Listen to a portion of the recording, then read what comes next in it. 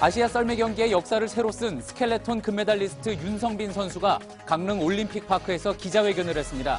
잠시 후 JTBC 뉴스룸에서는 윤성빈 선수와 어머니 조영희 씨를 연결해 직접 소감을 들어봅니다. 문재인 대통령이 오늘 평창에서 기자들과 만나 남북 대화가 미국과 북한과의 대화, 또 비핵화로 이어지길 기다리고 있다고 말했습니다. 남북 정상회담 여부에 대해서는 우물가에서 숭늉을 찾는 격이라며 좀 더 여건이 조성돼야 한다는 뜻을 나타냈습니다. 삼성이 이건희 회장의 특별 사면을 대가로 다스의 미국 소송비 40억 원을 내준 정황이 JTBC 취재 결과 확인됐습니다. 최근 검찰 조사를 받은 이학수 전 삼성 부회장은 2009년 이명박 전 대통령 측에서 먼저 소송비 대납을 요구했고 이 과정에서 특별 사면 논의도 이뤄졌다는 진술을 한 걸로 파악됐습니다.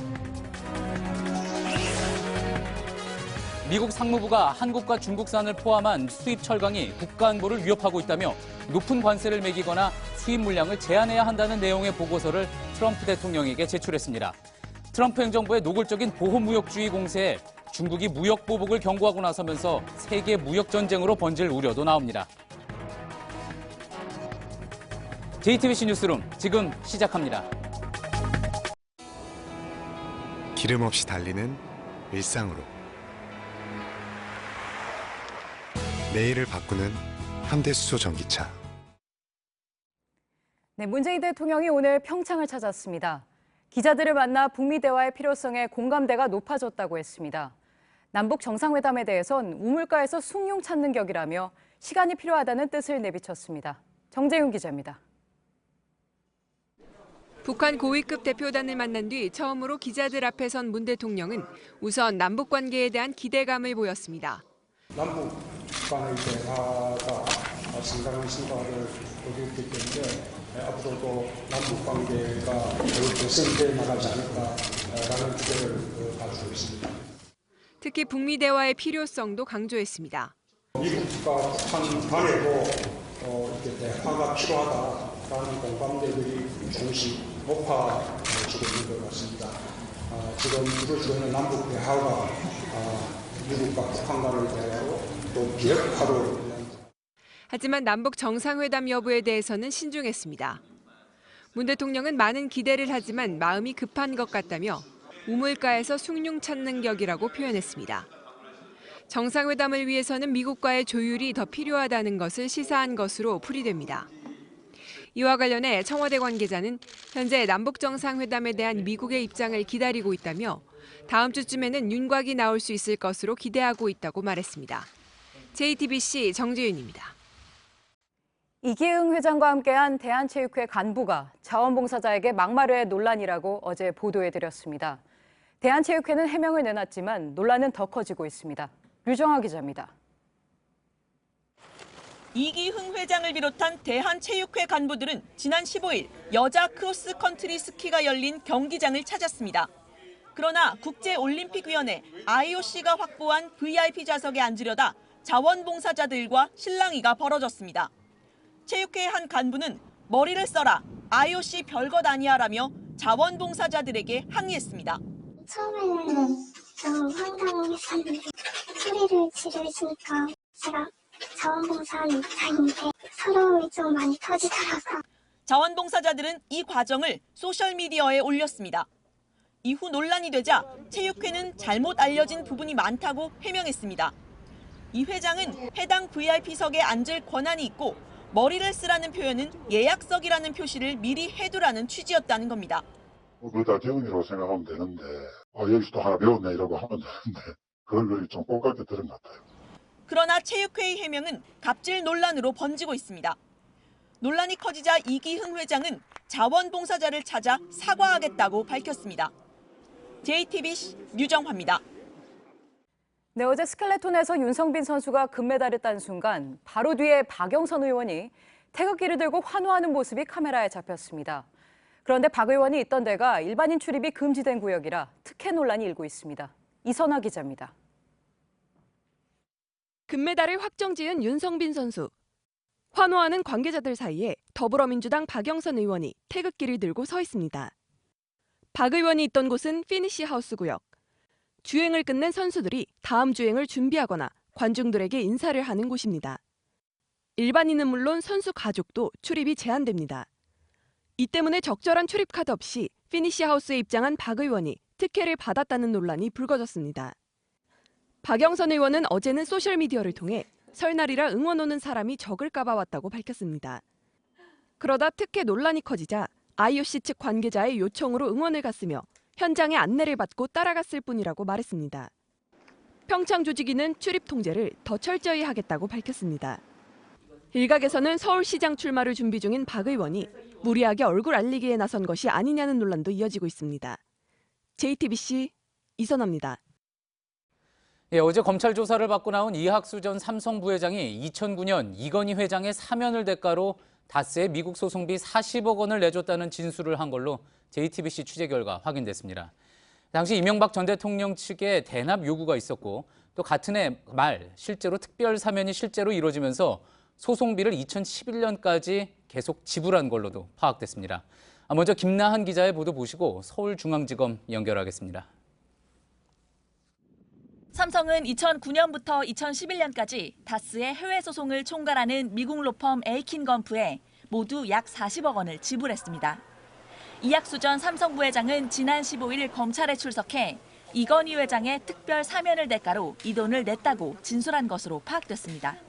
2009년 소송비 대납을 먼저 요구한 건 이명박 전 대통령 측인데 논의 과정에서 특별 사면에 대한 언급도 있었다는 겁니다. 이건희 회장은 2009년 8월 탈세와 배임 등의 혐의로 징역 3년에 집행유예 5년이 확정됐습니다. 넉 달 뒤 정부는 평창 동계올림픽 유치를 명목으로 이 회장을 특별 사면했습니다. 사면된 인물은 이 회장 한 명으로 당시에도 특혜 의혹이 일었지만 청와대와 삼성 측 모두 부인한 바 있습니다. 특별 사면은 전적으로 대통령의 권한인 만큼 검찰은 이르면 다음 달 초 이 전 대통령을 소환할 때 소송비 대납의 대가성에 대해서도 직접 조사할 방침입니다. JTBC 김나한입니다. 예, 이학수 전 부회장의 검찰 진술로 이명박 전 대통령의 뇌물죄 의혹 수사도 정점을 향해 간다는 분석이 나옵니다. 서울중앙지검 연결해서 지금 수사 상황 추가로 알아보겠습니다. 심수미 기자, 다스는 이제 당시에도 매출이 수천억 원대 회사 아니었습니까? 그렇게 알려져 있는데 청와대가 나서서 이렇게 삼성의 소송비를 대납하게 한 이유 뭐라고 보입니까? 네, 자동차 부품 회사인 다스는 이명박 전 대통령이 서울시장 그리고 대통령에 각각 재직할 때마다 몸집을 크게 불려온 회사입니다.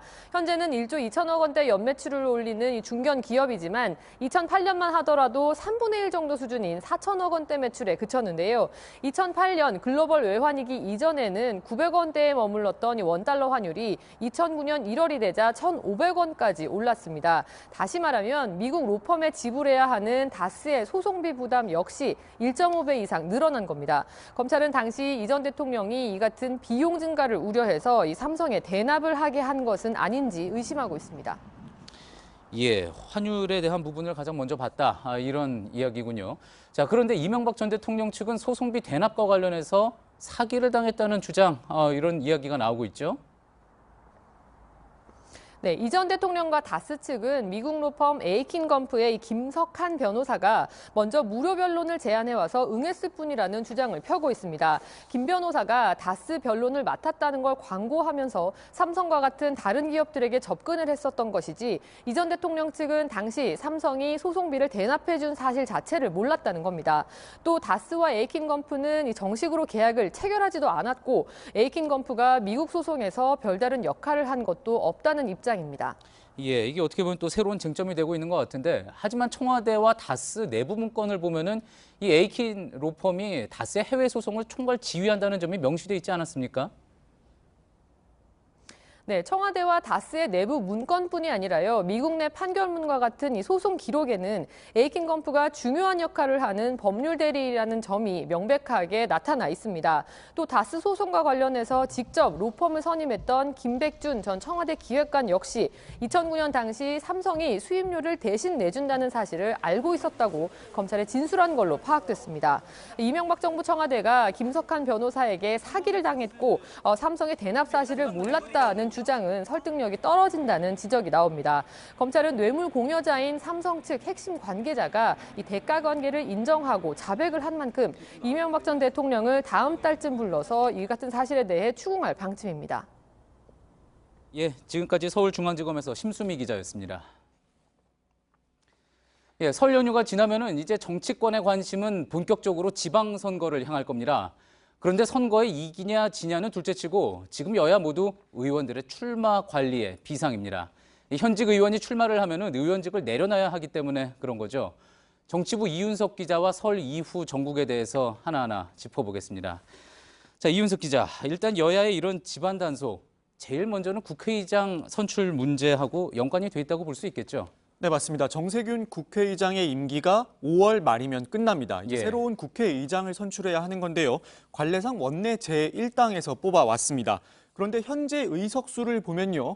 더불어민주당이 121석, 자유한국당이 116석입니다. 5석밖에 차이가 나지 않는군요. 예, 맞습니다. 불과 5석밖에 차이가 나지 않는 건데 이 현역 국회의원이 지방선거에 출마를 하려면은 한 달 전인 5월 14일 이전에 사퇴를 해야 합니다. 그러니까 의원직 사퇴 규모에 따라 제1당이 달라질 수도 있는 상황인 겁니다. 지금 어떻습니까? 몇 명은 벌써 이야기가 나오고 있는데 출마를 희망하고 있는 현직 의원이 많이 있습니까? 예, 지도를 보면서 설명을 드리도록 하겠습니다. 일단 서울시장만 하더라도요. 이제 지금 박원순 현 시장도 있지만 박영선, 우상호, 민병두, 전현희 의원 등 여러 의원이 출사표를 던졌습니다. 여당에서만도 그렇군요. 예, 맞습니다. 이외에도 경기, 인천, 전남 등 모두 7곳에서 현재 현역 의원들이 출마를 공식화한 상태고요. 또 부산과 경남 등에서도 민주당 현역 의원의 출마 가능성이 유력하게 거론되고 있는 상황입니다. 이 때문에 민주당 지도부에선 일부 의원들한테 직접 출마 자제를 요청하기도 했습니다.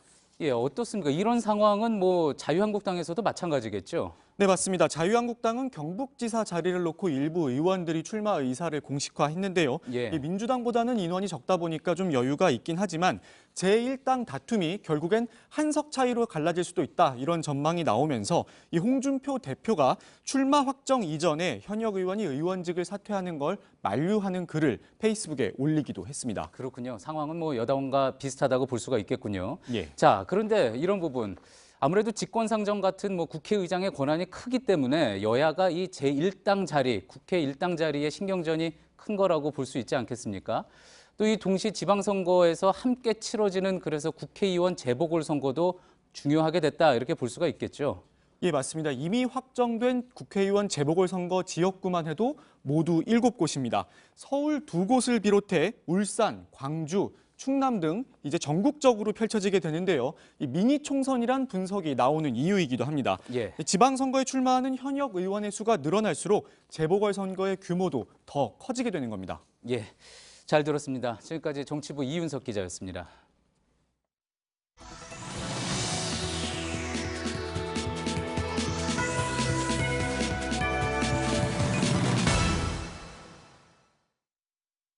일부 대학들이 청소 노동자들을 아르바이트생으로 바꾸려 해 갈등이 커지고 있습니다.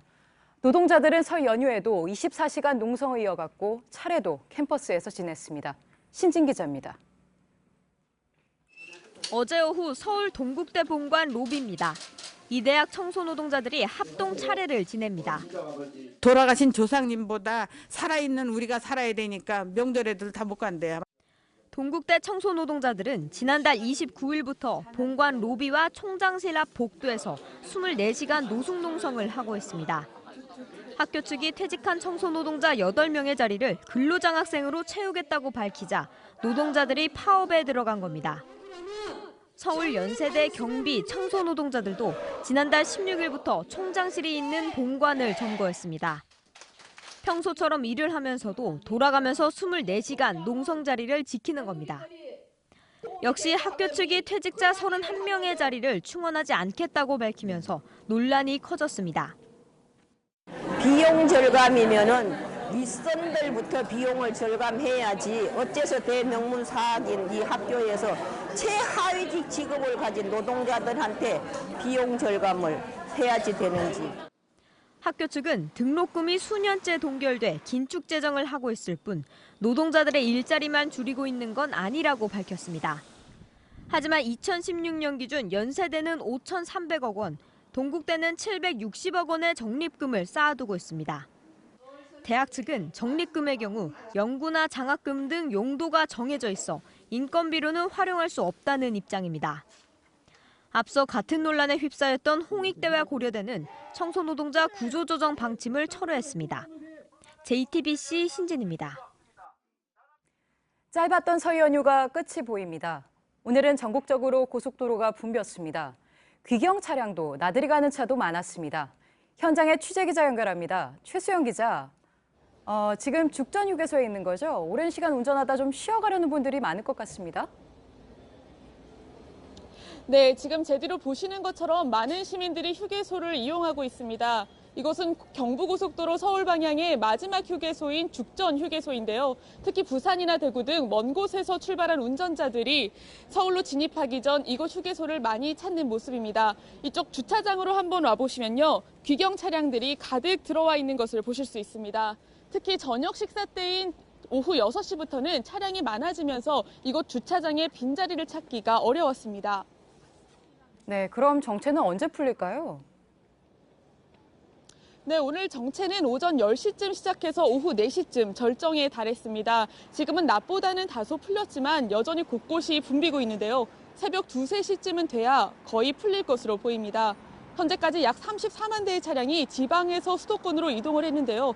한국도로공사는 오늘 약 44만 대의 차량이 귀경길에 오를 것으로 보고 있습니다. 저녁 7시 기준으로 상행선의 경우 부산에서 출발하면 서울요금소까지 약 5시간 30분, 광주에서도 5시간 20분가량 걸리고요. 대구에서는 4시간 50분, 강릉에서는 약 3시간 30분가량 걸립니다. 반대 구간은 일부 도로를 제외하고는 전반적으로 원활한 흐름입니다. 네, 내일이 벌써 연휴 마지막 날이죠. 내일은 좀 덜 막힐까요? 내일도 막바지 귀경 차량이 몰리겠지만 연휴 나흘 중에는 가장 원활할 것으로 보입니다. 한국도로공사는 내일 오전 9시쯤 정체가 시작해서 오후 3시쯤 절정에 이를 것으로 내다봤는데요. 하지만 밤 10시쯤에는 거의 다 정체가 풀릴 것으로 보입니다. 참고로 고속도로 통행료 문제는 오늘 자정까지만 적용됩니다. 다만 밤 12시 이전에 요금소를 들어온 차량의 경우에는 내일 고속도로를 나가더라도 요금은 면제됩니다. 네, 경부고속도로 죽전 휴게소에서 최수영 기자였습니다. 나라 밖 소식입니다. 멕시코 남부에 규모 7.2의 강진이 났습니다. 수도 멕시코시티 인근 화산도 1km 가까이 분화했습니다. 박상욱 기자입니다. 전등이 흔들리고 서랍은 저절로 여닫힙니다. 사람들은 거리로 나왔고 운전자들은 차를 세웠습니다. 현지 시간 16일 오후 멕시코 오아사카주에서 규모 7.2의 강진이 발생했습니다. 지난해 9월 규모 7.1의 강진으로 300여 명이 숨졌던 기억에 주민들은 한껏 긴장했습니다. Hicieron los protocolos de seguridad, se pusieron en el área de la zona de resguardo y de ahí ya después de los 20 minutos del protocolo ya se accedió a esta zona que es la más segura. 진앙에서 350km 떨어진 수도 멕시코시티의 고층 건물들이 1분 가까이 흔들렸고 인근 포포카테페틀 화산은 1km 높이로 화산재를 뿜어냈습니다. 오아사카주에선 약 10만 명이 정전 피해를 입었고 내무장관 등이 탄 현장 시찰 헬기가 추락하면서 지상에 있던 사람 최소 2명이 숨지는 사고가 발생했습니다. 주 멕시코 한국 대사관은 각지 교민들과 소셜미디어 등을 통해 상황을 파악한 결과 한국인 피해는 현재까지 접수되지 않았다고 밝혔습니다. JTBC 박상욱입니다. 미국의 보호무역 공세가 갈수록 노골화하고 있습니다. 이번엔 상무부가 수입 철강 제품에 관세 폭탄을 매기는 안을 트럼프 대통령에게 제시했습니다. 중국은 즉각 반발하며 무역 보복까지 경고했고 우리 정부도 대응책 마련에 들어갔습니다. 이주찬 기자입니다. 미국 상무부가 최근 백악관에 제출한 보고서입니다.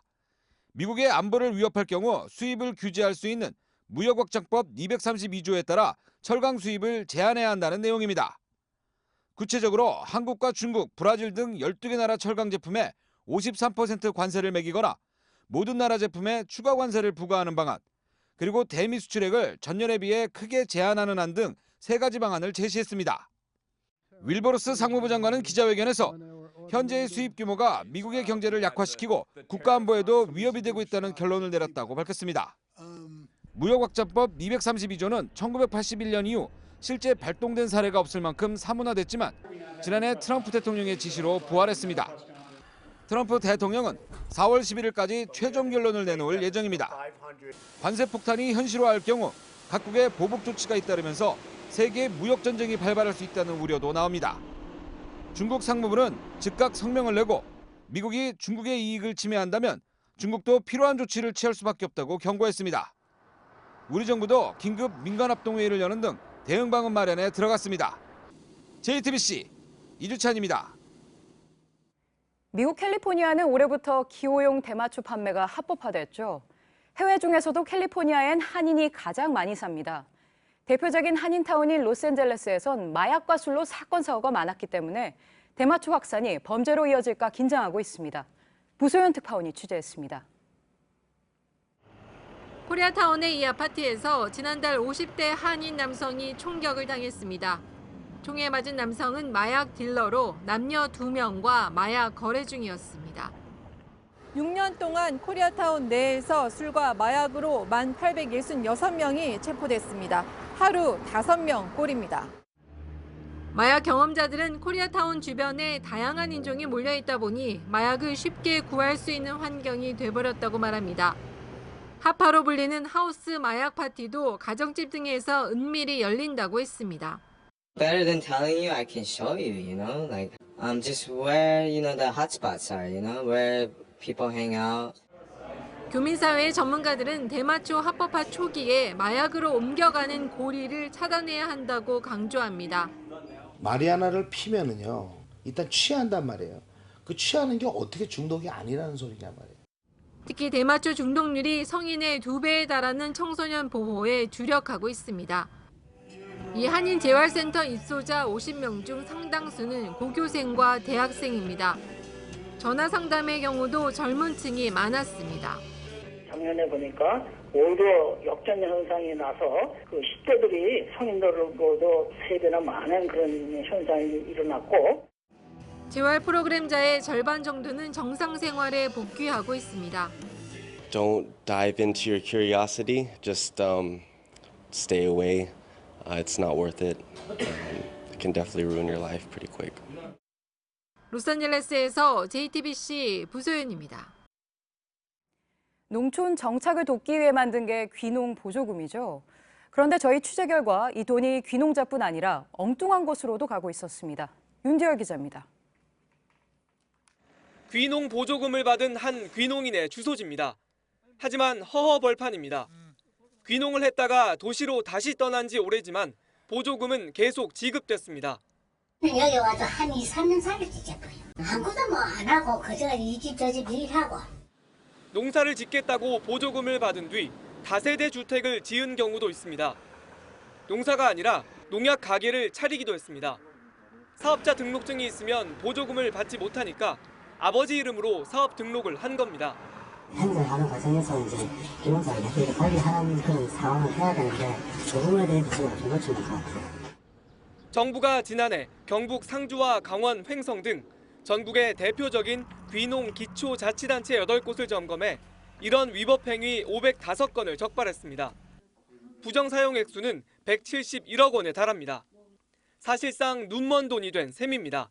담당 부서에서는 이분이 전출했는지 안 했는지를 조회할 수 있는 그 권한이 지금 시스템적으로 없거든요. 농촌을 살리려고 지급하는 귀농 보조금이 부실하게 관리되면서 줄줄 새고 있습니다. JTBC 윤두열입니다. 연휴 마지막 날인 내일은 구름이 많겠고 기온은 오늘보다 다소 오르겠습니다. 하지만 강원 지역엔 한파특보가 이어질 전망입니다. 대부분 지역에 건조특보가 발효된 만큼 화재에 조심해야겠습니다. 예, 오늘 저희가 준비한 소식은 여기까지입니다. 시청해주신 여러분 고맙습니다.